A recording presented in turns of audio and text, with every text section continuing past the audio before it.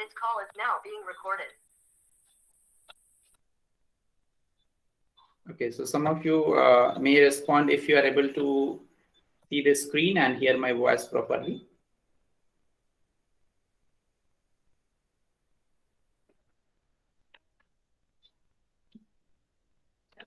Okay, so let's start with question number 26. It reads like, which sonnet from form consists of 3 quatrains and a concluding couplet? So it's talking about a sonnet. In the Petrarchan sonnet, there are 14 lines, but it is in the series of quatrains. ABB, ABB, ACD, ACD. But here it talks about 3 quatrains. That is ABAB, CDCD, EFEF, and finally a concluding couplet GG. So it is obviously Shakespearean sonnet, also called as Elizabethan sonnet, or also called as an English sonnet. So obviously B is the right answer. 26B, Shakespearean sonnet, is the right answer. Okay, let's move on to the next question. Identify the character who utters the following lines. Was this the face that launched 1,000 ships and burned the topless towers of Ilium? So you can see that these lines has been taken from Christopher Marlowe's Dr. Faustus, where Faustus' last wish is to see the Helen of Troy. So he is conjuring up the image of Helen of Troy, and there, after looking at Helen for the first time, he uttered these lines. Was this the face that launched 1,000 ships? Very easy question. Because there were very limited authors for this exam, only 25 authors were there in the syllabus, so we'll find some deep questions as well. Question number 28, the character Julia appears in which of the following plays of Shakespeare? So Julia and Sylvia, these are the 2 female characters from the 2 Gentlemen of Verona. So again, a very basic question. In which of the following plays of George Bernard Shaw the character named Bluntschli appears? So again, a very easy question from Arms and the Man. Bluntschli is the character from Arms and the Man by George Bernard Shaw. Okay, question number 30, the English equivalent term mimesis, which was used by Plato for the first time. Mimesis means imitation, as he said that poetry is mere imitation, and there is used the term mimesis, which was later on popularized by Aristotle as well. So obviously, imitation is the right answer. The next question, the Darkling Thrust is composed by, the Darkling Thrust is a poem by Thomas Hardy. So again, a very basic question. One thing I found from many of the students who have said that from my book, World Literature in Your Fees, 90% questions were asked. 90%. That's, I'm also overwhelmed to see the response of my book. It's really wonderful response, and all those who have studied from my book, they have really done a wonderful job in the exam. Next question, question number 32. Find the incorrect matching. Virginia Woolf was associated with Bloomsbury Group. Ezra Pound was associated with Imagist. W.B. Yeats was associated with Celtic Revival of Ireland, and Philip Larkin was associated with the movement of 1950s. So D option is the wrong option here. So D is the right option here. Pre-Raphaelite. Philip Larkin was associated with movement poets, not the pre-Raphaelites. Okay, so now let's move on to the next question. Question number 33. Which among the following is not a romantic essayist? So romantic essayist, obviously, Jonathan Swift was not a romantic author. Forget about essayist. Whereas Charles Lamb, William Hazlitt, and Thomas De Quincey were definitely the romantic essayists. So Jonathan Swift is the right answer to this question. When was Lyrical Ballad published? The first edition was published in 1798. Rather, this question could have been modified by asking the first edition. When was the first edition published? Because in 1800 also the second edition was published, third edition in 1802, and the fourth edition in 1805. All the options are correct if we go to the literal meaning of the question. Rather, the question should have been, when was the first edition of the Lyrical Ballad published? So we will take like that, so it will be 1798. However, such type of questions may be challenged. Next question. What does P.B. Shelley describe in the following lines? This lines has been taken from Ode to the West Wind. Probably these lines appear at the end of the poem where he feels himself depressed and he feels that the west wind will lift him as a wave, a leaf, a cloud. I have fallen upon the thorns of life, I bleed. So obviously he is talking about the miserable condition of his life where he needs to be reformed or restored to his place. So B is the right option here, a miserable life. Who defined a play as a just and lively image of human nature, representing its passion and humors and changes of fortune to which it is subject for the delight and instruction for mankind. There are various authors who has given their opinion about the poetry, starting from Aristotle, Longinus, Philip Sidney, John Dryden. But this statement was given by John Dryden. Delight and instruction is given by John Dryden. So 36C is the right option. In which of the following essays did T.S. Eliot coin the term objective correlative? Very easy question. Hamlet and his Problems. C is the right option. Question number 38. According to Wordsworth, the poet is different from other men in that the poet has, obviously he's talking about the sensibility. He talks about there is one difference between a common man and a poet is that the poets are having more sense, more sensibility than the others. So B is obviously the right answer, more lively sensibility. Next question. A Tale of Two Cities by Charles Dickens is about the following two cities. Very easy question. London and Paris is the right option here. Okay, so let's move on to the next question. So all such questions are very easy. Question number 40. Who made this following statement? Imagination is more lifted to achieve true unity of expression. It dissolves, diffuses, dissipates in order to recreate. So it appears as the definition of imagination by S.T. Coleridge in his Biography of Literaria in 1817. So S.T. Coleridge is the right answer. Next question number 41. In which poem of T.S. Eliot do the following lines occur? Very famous line, opening lines of The Wasteland, 1921, Wasteland. April is the cruelest month, breeding lilacs out of the dead. Very famous one. So again, an easy question. The next question, number 42. The name Lycidas is taken from which of the following Greek poets? Initially, it was taken from Virgil, but after Virgil, Theocritus also used this term, Lycidas, and from there, it was taken by Milton in his poem Lycidas. So Theocritus is obviously the right answer. In Ode to Nightingale, so it's a quotation given from Ode to Nightingale where they're asking that sunburnt mirth is an example of which kind of figure of a speech. And here the right answer is synesthesia. Synesthesia is a figure of a speech in which there is a amalgamation of two sense organs to understand a fact. We need two sense organs to understand a fact. Here sunburned, we need to understand through our skin how the sun burns, and then the mirth, the other sense organ. So there is amalgamation of two sense organs. So synesthesia is obviously 100% right option. Next question, question number 44. Who coined the term negative capability? Very simple question. John Keats. Negative capability was coined by John Keats in a letter written to his friends. His brother. So John Keats is obviously right. For which of the following poems did Tennyson win the Chancellor's Gold Medal for verse? So while he was just studying in the school, there itself he wrote the first poem Timbuktu, and he was awarded a Chancellor's Gold Medal for the verse of the Chancellor was the Chancellor of the same school.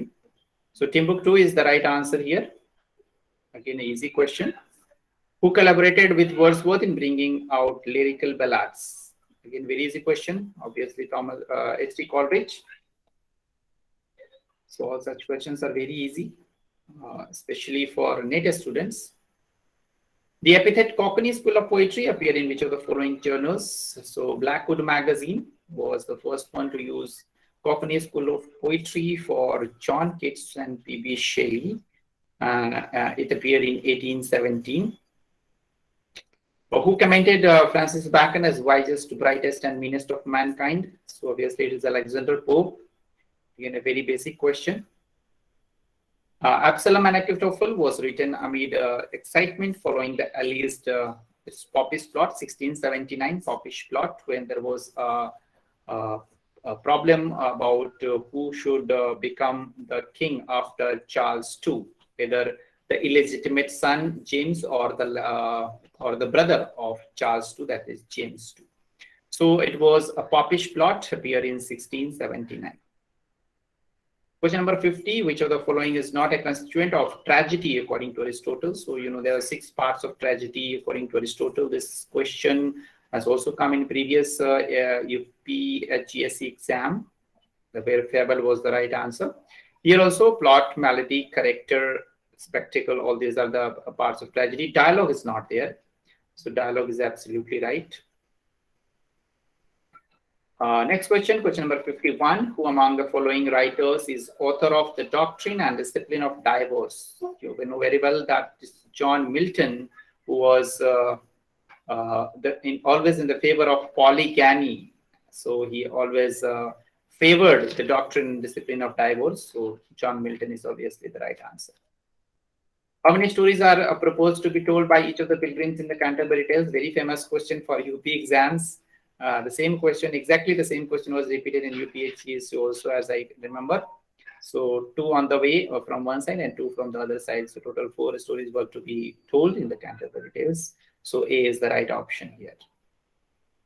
Which of the following statements about Bacon New Atlantis is incorrect? So as you know, Bacon New Atlantis is a kind of futuristic utopian tale. So obviously another utopia is right. It is an imaginary island in Bansalem. Bansalem is the place where this Solomon House is located, and it lies in the Pacific Ocean. So second option is also correct. And because it is utopia, it is inhabited by fairies, wild animals, and tribes. That's absolutely wrong. Wild animals and utopia not matching. So obviously C is the right answer. It contains the most intelligent intellectuals in that island, not the wild animals and tribes. And the Solomon House was the main feature, the main locale of the New Atlantis. So D is also right. So in question number 53, C is the right option. Okay, so now let's move on to next question. If any one of you feel to object any answer, you are welcome.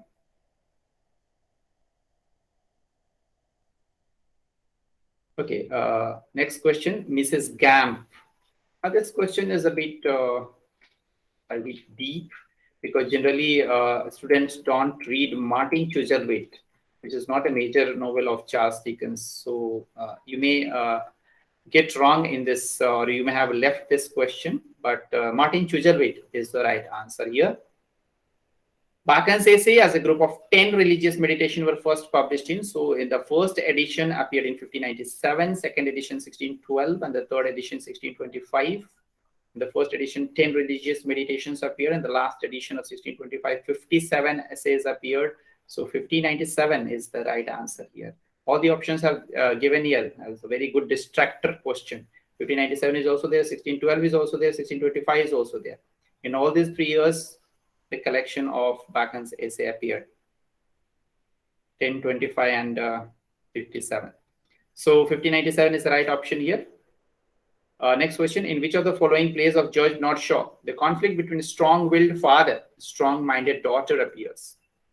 So very simple question if you have read Major Barbara. So that's the right option.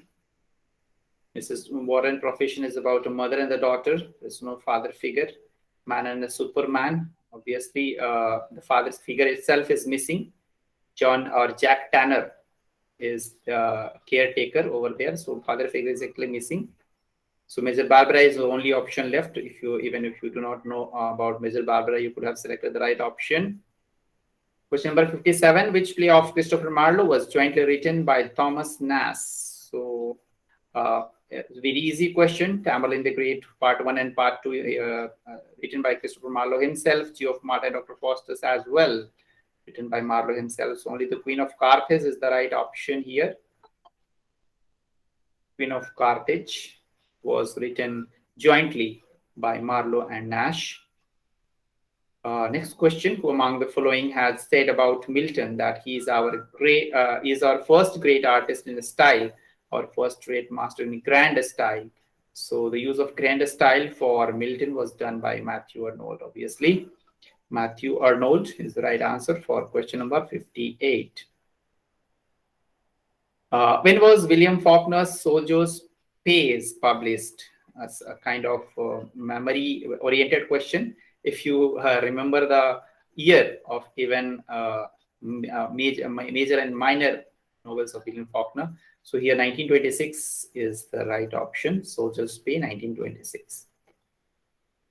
Which was the first novel published by Jane Austen? Very basic question. Sense and Sensibility, 1811. That was the first novel, which was initially entitled First Impressions. Sense and Sensibility is the right option here. Question number 61. Who among the following has said poetry is organization rather than inspiration? So here it's T.S. Eliot talks about poetry in his essay Tradition and Individual Talent, where he says that poetry is organization rather than inspiration. So 61A is the right option here. Sir? Yes, please. Sir, I think first impression is associated with Pride and Prejudice. Pride and Prejudice, yes. Yes, I think Sense and Sensibility was Elinor and Marion, if I'm right. yes, sir. Yes, sir. Elinor and Marion, okay. Which of the plays, question number 62, which of the plays of John Galsworthy made Winston Churchill abolish solitary confinement in prison? So it's obviously a kind of basic question. If you have read about John Galsworthy, he has wrote the play Justice, because of which Winston Churchill abolished the solitary confinement. Justice is the right option here.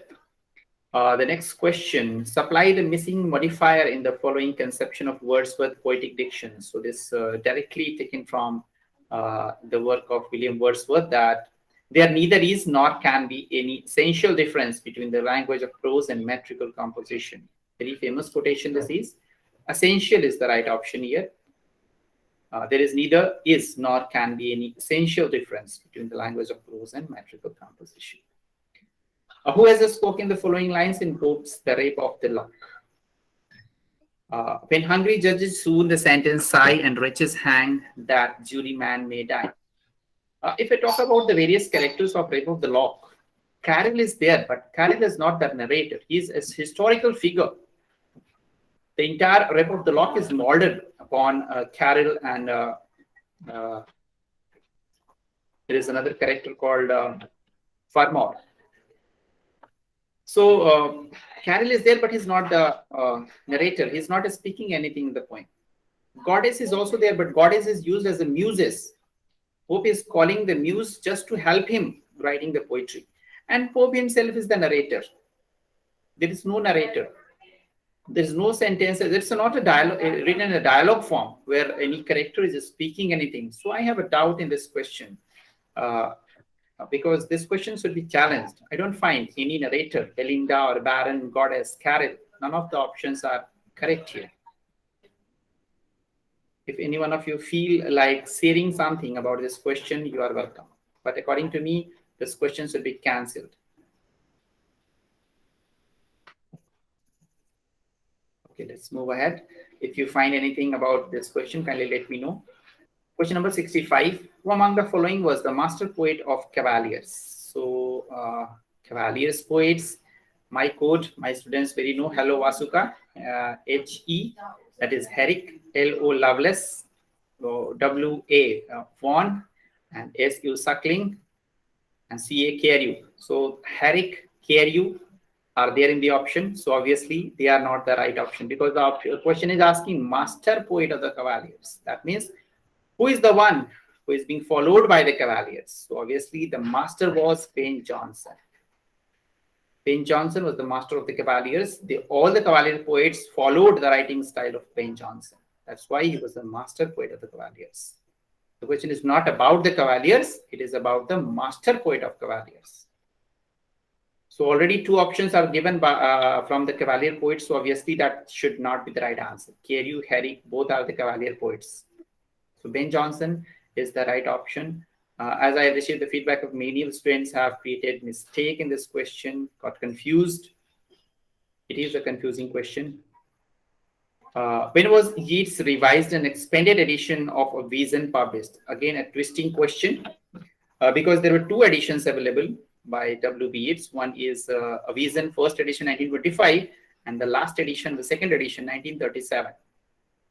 So again, students have committed a lot of mistakes in this question.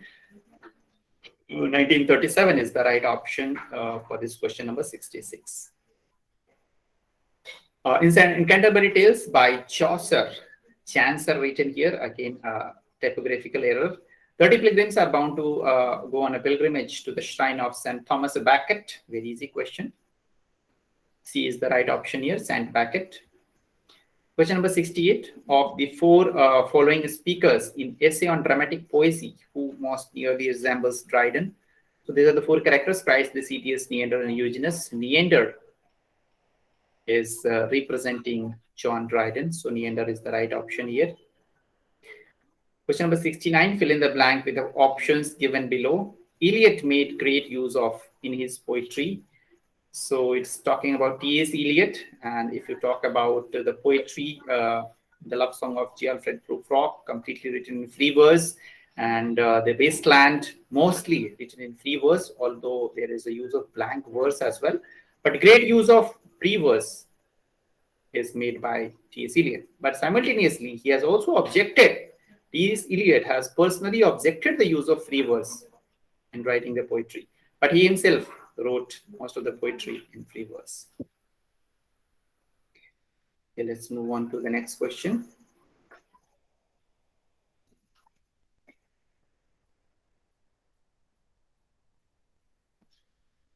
Okay, if any one of you feel adding something to any of the question, any of the answers, kindly let me know. Which of the following statements about Samson Agonistes is incorrect? As you know, Samson Agonistes was not published separately, rather it was the part of Paradise Regained in 1671. Paradise Regained and Samson Agonistes was published together in 1671, and probably the last, I cannot say the last, because Paradise Lost, the second edition, was published in 1674.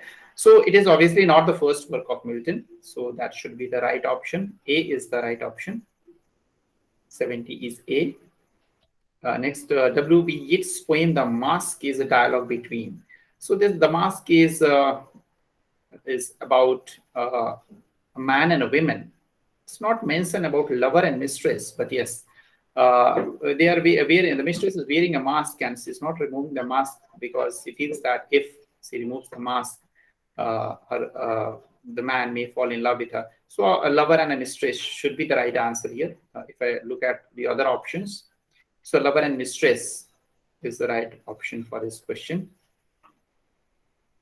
Dickens' A Tale of Two Cities centers around situation born out of the very, again, simple question. This is the second question from A Tale of Two Cities. Earlier also we saw there was a question, London and Paris. So this entire novel revolves around the French Revolution. That is French Revolution from 1789 to 1799. Question number 73.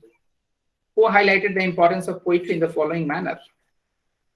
More and more mankind will discover that they have returned to poetry to interpret life for us, to insole us, to sustain us. Without poetry, our science will appear incomplete, and more of what now passes with us for religion and philosophy. When the matter comes of religion and philosophy, that's a key term.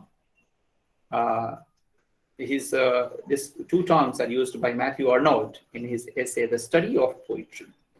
Very famous essay by Matthew Arnold. So Matthew Arnold is the right option for this question. Okay, now the next question, not correctly matched. So Manichaean satire, Huxley point counterpoint. Obviously, it's a Manichaean satire.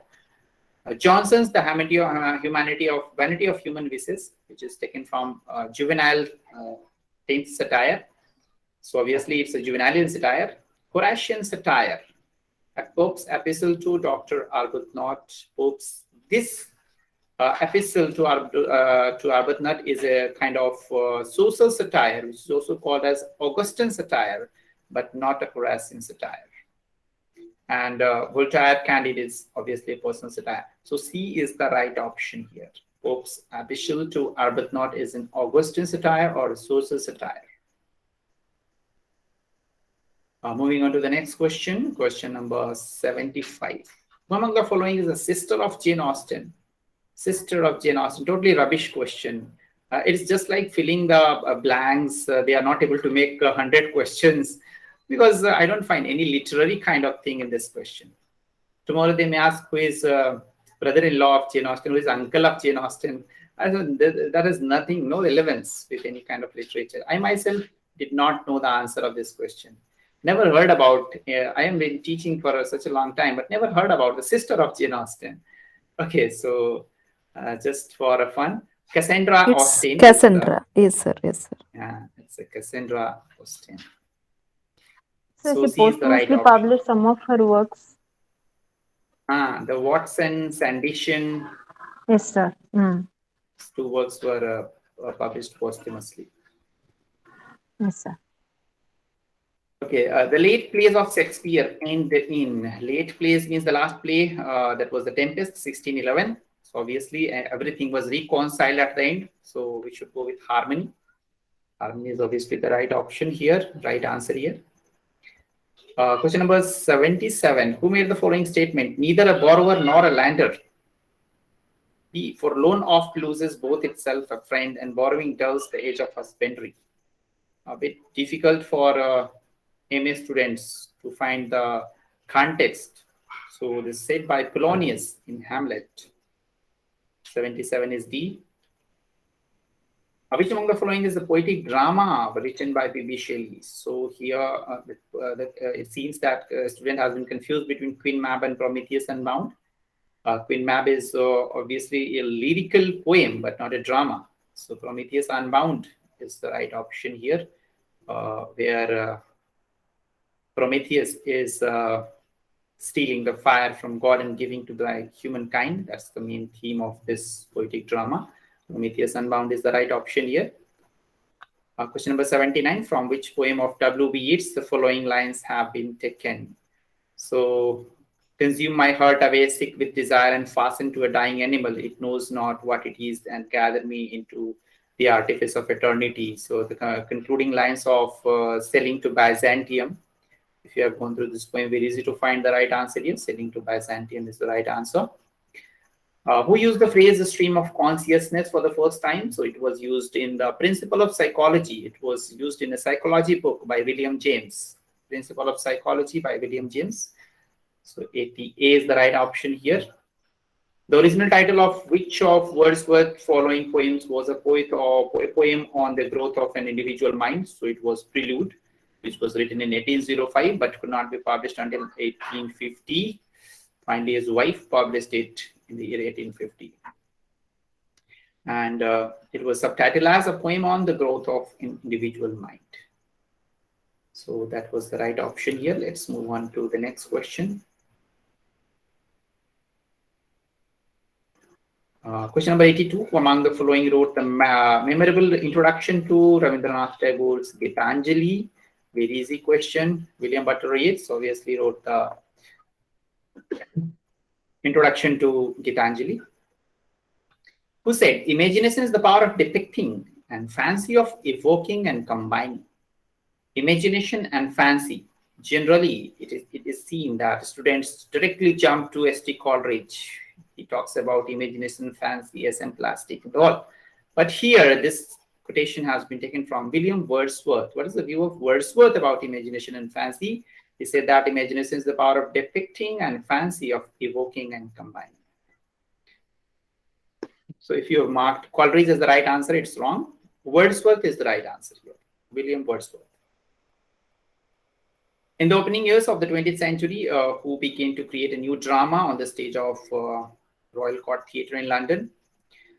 New drama means he's using a kind of pleasant plays, unpleasant plays kind of thing. And George Bernard Shaw is the one who has created at the beginning of the 20th century. Very clearly, the hint is given. Opening years of 20th century. If you talk about T.S. Eliot, T.S. Eliot started writing drama after 1630. That is not the opening years. William Butler Yeats, not much associated with play, and especially whatever the plays he wrote that is about the Irish theatre. W.H. Auden, obviously irrelevant. So George Bernard Shaw is obviously the right answer here. Question number 85, an application of highest style to a trivial subject. Highest style, trivial subject. Mock epic. Very right. Mock epic is the right answer. In which of the following plays the characters Celia and Bonario? Was it Bonario, but the student has made it Bonario. So it's a kind of conflicting question. There's a typographical error. It should be Bonario. Celia and Bonario are there in Balcony by Ben Jonson. I have received the feedback that this question is not from the syllabus. In the syllabus, the student said that Ben Jonson was not there. But even though I think they were not able to complete 100 questions out of literature, so they have taken Ben Jonson as well. So Celia and Bonario are from Balcony, 1606. Question number 87. Where was Eliot's The Love Song of J. Alfred Prufrock first published? So it's a kind of a bit tricky question because the first time Love Song of J. Alfred Prufrock was published in a magazine in 1915. 1915, and just after 2 years, in 1917, it was published in the collection of 10 poems, that is in Prufrock and Other Observations. So the question is first published, so it should be Poetry magazine. Poetry, a literary magazine. So A is the right option for this question. 87 is A.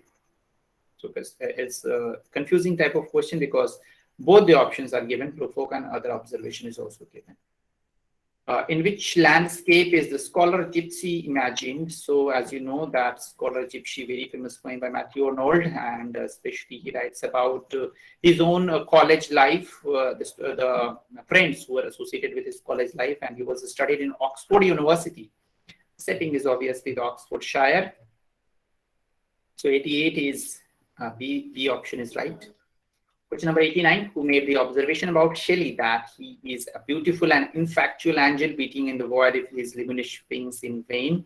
Very famous quotation by Matthew Arnold. So Matthew Arnold is the right option here. Let's move on to the next question. What is the place of origin of Renaissance movement? A very baby question. Obviously, it's Italy. After the fall of Constantinople in 1453, the people from Constantinople moved to Italy as the nearest place. So Renaissance started in Italy. The Rime of the Ancient Mariner. Very baby question because it appears in the lyrical ballads. The name itself is given, ballads, lyrical ballads. Rime of the Ancient Mariner was there in the lyrical ballads. Obviously, it's a ballad. Ballad is anything which narrates the story in the form of a poem. So we find here the poem, the story of the mariner, this ballad. Question number 92. In which chapter of poetics does Aristotle define anagnorisis as a change from ignorance to knowledge? This question also appears in my book here, and the right option given is chapter number 11. First time anagnorisis appeared in chapter number 11 of poetics. Altogether 26 chapters are there in poetics. Question number 93. Which among the following books has not been written by William Faulkner? Very easy question. If you've gone through all the works of William Faulkner, The Sound and the Fury, Absalom, Knight's Gambit, all are by William Faulkner, where The Sun Also Rises by Ernest Hemingway. So D is the right option here, William Faulkner. The Sun Also Rises by Ernest Hemingway. Who made the following observation about Wordsworth's early poetry? So it's a quotation given, and the options are given: Louis Kazamian, David Datches, Andrew Sanders. These two, David Datches and Andrew Sanders, are the historians who write the history of British literature. And I don't find this quotation written by any of the four.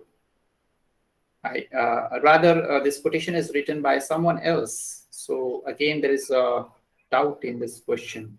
I cannot find any right option in this question. So we'll have to wait for the final answer. Let's move on to question number 95. Which of the following plays of Shakespeare contain these lines? What a piece of work is a man, how noble in reason, how infinite in faculty. So this question has been taken from Hamlet. Question number 96. In which of the following poems T.S. Eliot creates a mysterious landscape haunted by the female figures? This question has confused lots of students because it's a kind of difficult, deep question. And the right option here is the wasteland. There is a game of chess and there is a bar scene. If you can recall, there is a bar scene and there are few females are sitting inside the bar and they're talking about their husbands who are lying far behind in the First World War. They are not able to return to their mistress. And they are talking about the haunted landscape in that bar where the barman is coming and shouting at them that that's the time to close the bar. You need to go, all of you need to go. So if you are able to recall the game of chess from the wasteland, you will find the right answer here. So the wasteland is obviously the right answer to this question. So what is mysterious about this bar place? This mysterious landscape is that the ladies are unable to find the right cause for the destruction of England. Why there is a lot of destruction, why the war is not going to be over, why the people are not able to settle at a proper place. So that's a kind of mysterious landscape, why the barman is trying to send them off from the bar. So that is the mysterious landscape here. Okay. Okay, let's move on to the next question. Okay, this question is about Christopher Marlowe. With reference to Marlowe, which of the following is not a correctly matched? Not correctly matched. Tamburlaine, the great, was definitely was from the fighting for the thirst of power. Jew of Malta, Barabbas, was really fighting for the thirst of riches. Dr. Faustus was for the thirst of knowledge. That's definitely true. And Edward II, a journey towards sainthood. No, Edward II was the journey for kingship or journey for the reign. It can't be a sainthood. So obviously Edward II is the right option here. Who among the heroes of Shakespearean play has been described as a melancholic and neurotic, having Oedipus complex? So there are a lot many essays written about Hamlet and his association with Oedipus complex, his relationship with his mother Gertrude. So obviously Oedipus complex is associated with Hamlet. That's the right answer. Question number 99. Who among the following led W.B. Yeats into politics? Again, a confusing question that a student has got confused about Lady Gregory and Maud Gonne. Maud Gonne was also the lover of William Butler Yeats, but she was very much associated with politics and Irish revival. So Lady Gregory was there in the Irish revival, but she was not associated with bringing W.B. Yeats into politics. It was Maud Gonne. 99 is Maud Gonne, who was associated with bringing W.B. Yeats into politics, and because of that, he was much attacked with Maud Gonne. Even he tried to get married with the daughter of Maud Gonne, which was also rejected. Okay, next question number 100. When was Knowles' essay, The Function of Criticism at the Present Time, published? I think it is 1865. It is 1865. The Function of Criticism at the Present Time was published in 1865. So again, a kind of memory-related question. In which year William Butler Yeats got Nobel Prize in Literature? 1923. Obviously, that's the first Irish to get the Nobel Prize in Literature. 1923 is the right answer. Eliot wrote As Wednesday a few years after his conversion to which Christian denomination? So in 1924, he converted himself to Anglicanism from Catholicism. So obviously, Anglicanism is the right answer here. Anglican is the British Church. Catholic is the French Church. Question number 103. Who among the pilgrims of Chaucer, the Canterbury Tales, loved gold in especial? Gold. Gold is, everyone loves gold. So The knight, clerk of Oxford, wife of Bath, doctor of physics or physician. So everyone could have been the right answer. Here, doctor of physics or physician is the right answer. Even I am fond of gold. Doctor of physics is the right answer to this question 103. Question number 104. What is the title of the Kamla Das autobiography? My Story. That's the right option here. Very simple question. They have not asked much question from Indian literature. Question number 105. What is the other name of Tractarian movement? Very famous question. Tractarian movement was associated with Oxford movement. John Henry Newman. John Henry Newman and Lucy. So these two were the main founders of the Oxford movement. So John that's the right Kepler option also, here. sir. Yes, very right. Question number 106. Which poet influenced Keats' The Fall of Hyperion?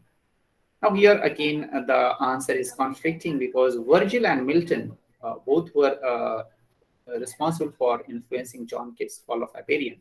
If I talk about the theme and the style of writing, it was associated with Milton. But if I talk about the rhyming of and meter of this poem, then it was associated with Virgil. But I should go with Milton because mainly talks about the theme, the fall of the humankind in the Paradise Lost, and here he's talking about the fall of Hyperion. So obviously Milton is the right option here. Who suggested the following theory about poetry? Poetry is a spontaneous overflow. Very famous definition of poetry by William Wordsworth in his Preface to Lyrical Ballads. Very famous one. So William Wordsworth, Preface to Lyrical Ballads is the right option here. Poetry is a spontaneous overflow of powerful feelings. It takes its origin from emotion, recollected in tranquility. So it's an easy question. How many chapters are found in Aristotle Poetics? Very simple question. 26 chapters are there in Aristotle Poetics. Question number 101. Who defined poetry in the following manner? Poetry is not a turning loose of emotion, but an escape from emotion. It is not the expression of personality, but an escape from personality. Here he's talking about the theory of impersonality. If you are aware, the theory of impersonality was the second chapter in tradition and individual talent. There is talking that poetry should not be associated with emotion of the author. Rather, poetry should have an escape from emotion. The poetry should be impersonalized. It should not be associated with the emotion of the poet. So T.S. Eliot, tradition and individual talent is obviously right. Question number 110. Which of the following novels of Charles Dickens is set at the time of Gordon Riots of 1780? So if you remember, Barnaby Rudge was subtitled as Riots of 80s. Barnaby Rudge, subtitle Riots of 80s. So again, if you know the title itself, it was about the Gordon Riots of 1780. So Barnaby Rudge is the right answer here. Ariel in the Rape of the Lock by Alexander Pope is supernatural agency of. So there is several supernatural agency used by Alexander Pope, like gnomes, salamanders, nymphs, and self. So Ariel was an air self. Air self is the right answer here. Question number 112. To whom did Eliot dedicate the poem The Wasteland? Il Miglior Fabbro. If you remember, that appears on the first page, title page, Il Miglior Fabbro. That is dedicated to Ezra Pound. So again, it was a very simple question. Let's move on to the last page of the question. The last question is, who among the following poets succeeded William Wordsworth as a poet laureate in 1850? Who among the following poets succeeded Wordsworth as a poet laureate in 1850? So, as you know, William Wordsworth died in 1850, and after that, Alfred Tennyson took over the charge in the 1850. Alfred Tennyson is absolutely right answer. For Wordsworth, imagination is like, what's the definition of imagine according to William Wordsworth? So he said that imagination is like reason in her most exalted mood. So A is the right option. Imagination is like a reason in her most exalted mood. So it is about a bit tricky question, but I feel so. Question number 115, from where did the movement of Expressionism originate? Very simple question. Expressionism was associated with Germany. Very simple question. From which family group had Nissim Ezekiel descended? Nissim Ezekiel was a Jewish author who was unable to find a right place in India. If you remember the poem Enterprise, there he writes that he is neither finding solace in the foreign country nor in India. So obviously Jewish author associated with Israel, being Israel family is the right option. Question number 117, which statement with reference of Hardy is false? Hardy comes from a Dorset, that's right, which is in his novel Become Wessex, that's right. Hardy vision can be termed as tragic. Yes, he has written several tragic novels, that's right. The Taste of the Durbar Bell is obviously, yeah, it's given in the last option also. This is a deeply pessimistic novel, pessimistic, tragic, obviously is right option. And Jude is highly educated and rich. Jude Fowley was not a educated and rich man, rather he was a very poor man. He was trying to get admitted in the university, but never became a university student, rather became a mason. So Jude is highly educated and rich is the right option here. C is the right option for this question. Who among the following is not a university wit? Thomas Kidd, Ben Jonson, Christopher Marlowe, John Lilly. However, Thomas Kidd was also not attended any other university. But because of the writing style, he is counted as university wit. However, Ben Jonson was not at all associated with university wits. So we should go with the Ben Jonson. Ben Jonson is the right option here. In which novel did Wessex first became Hardy's great imagination domain? If I talk about the Wessex novels, A Pair of Blue Eyes was the first novel of Thomas Hardy, but there he did not talk about the Wessex. Rather, he talked about the Wessex for the first time in Far From the Madding Crowd. So in this question, right option is Far From the Madding Crowd. And now coming to the last page of this question. In which chapter of Poetics does Aristotle define tragedy as an imitation of an action that is serious, complete, and of a certain magnitude? So the right option is chapter number 6. There he talks about the definition of poetics. Chapter number 6 is the right option here. In which essay of T.S. Eliot does the phrase dissociation of sensibility appear? Very easy question, very question. The Metaphysical Poets that talks about the unification and dissociation of sensibility. Next question, which of the following poems has not been composed by Milton? So Lycidas, El Allegro, Il Penseroso, these all are by Milton. Hydrotopia by Thomas Browne, not by Milton. So Hydrotopia is the right answer here. Put the following novels by Hardy in the correct chronological order. So here, Far From the Madding Crowd was the first one. And then came The Mayor of Castor-Trees, then Taste of the Durbar Bell, and finally in the 95s, The Jude the Obscure. That's the last novel of Thomas Hardy. After that, he has stopped writing novels. So A is the right option here.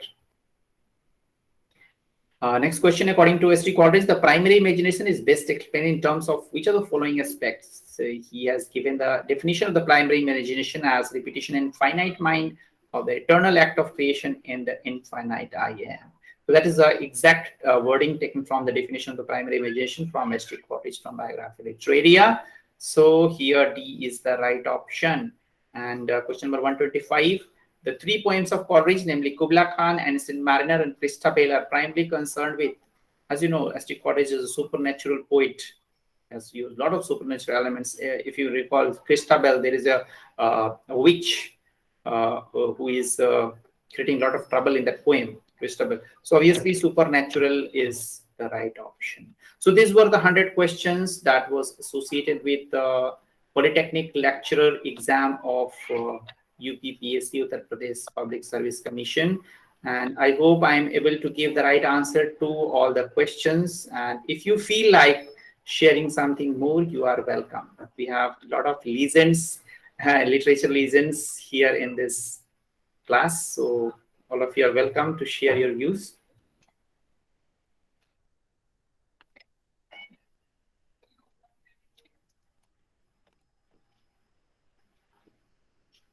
So those who have attended your classes and read the PDFs, or a book, definitely this exam would be very easy, sir. Yeah, I found all the questions were there from Yes, my sir. PDFs in the book also. Yes, sir. I have received various responses today, and I was overwhelmed to hear that some of the students have even scored 80 marks out of 100 in the literature after reading my book. So that's really, I am also feeling proud for that. And Yes, sir. ultimately, I was able to pick the correct answer. I was just thinking, I didn't type, I was just going through the questions. I was able to pick up the right answer, mostly right. yes, very right. And if you look at the questions, it seems that qualifying as a lecturer or professor exam is quite easy than NET exam. Yes, sir. So the main barrier is the NET exam. If you qualify NET exam, after that the journey is easy because you reach to that level. After you reach a particular level, that's why I said that for few candidates, paper was very tough. Some of the students have sent me messages. The paper was very tough. So probably they were from the PG background who is not exposed to the much world literature. So I just suggested them to go through my book and just have a complete picture of the entire world literature. If you are just roaming around the 2 or 3 small books or the case papers or the notes, that is not going to solve anyone's purpose.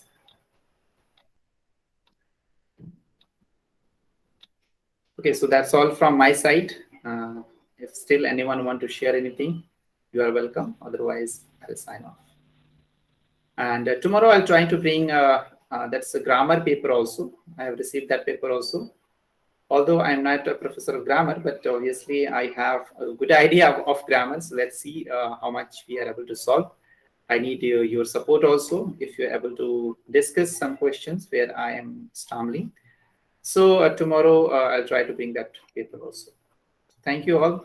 Grammar, Good night. the grammar from the same paper. Yes, yes. There are 2 papers, one of grammar and other was for literature. Okay. Excuse me, sir. Yes, Sumana.